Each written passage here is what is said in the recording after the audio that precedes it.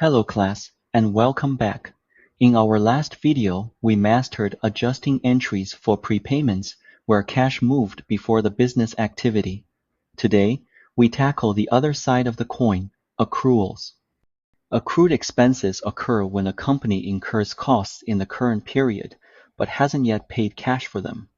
Think of using electricity all month and paying the bill next month. Accrued revenues occur when a company provides a service but hasn't yet received the cash. Today, we'll walk through how to record the adjusting entries for both categories, using the examples from Eagle Soccer Academy. We'll cover accrued salaries, utilities, and interest, then look at accrued revenues. Let's begin with accrued salaries.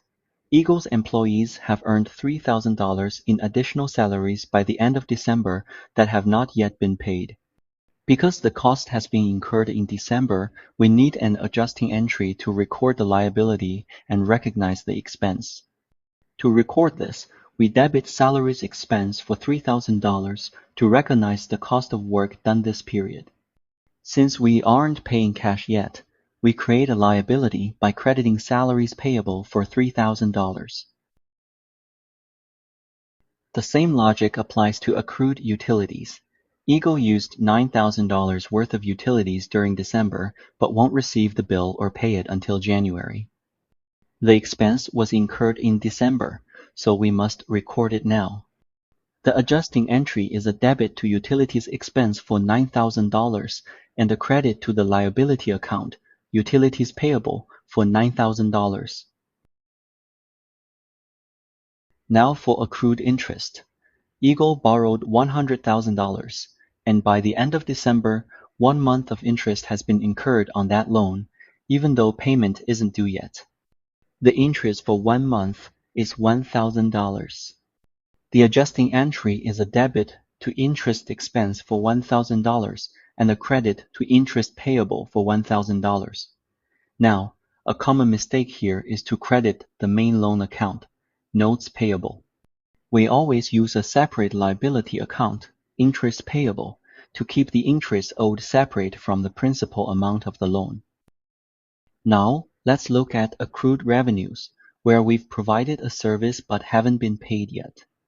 Eagle provided an additional $7,000 of soccer training between the 17th of December and the 31st of December that has not yet been billed or collected.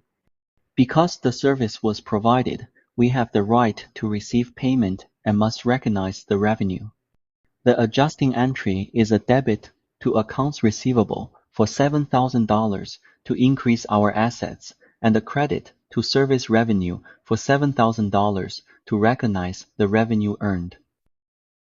For our last example, let's look at the flip side of Eagle's accrued interest expense. From the bank's perspective, they have earned interest revenue but haven't received the cash from Eagle yet. The bank needs its own adjusting entry. They would debit an asset, interest receivable, for $1,000 and credit interest revenue for $1,000. This shows how one company's expense is another company's revenue.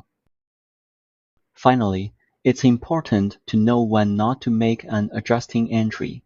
Adjusting entries are unnecessary in 2 main cases.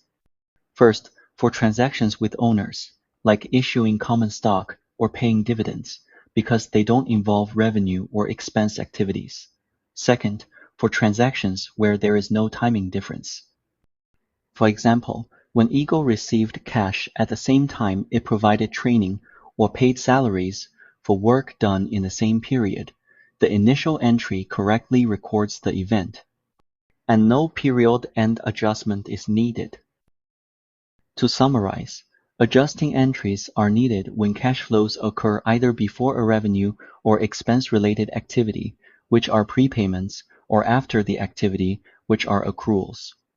By mastering both, you ensure that a company's financial statements are accurate and comply with the core principles of accounting.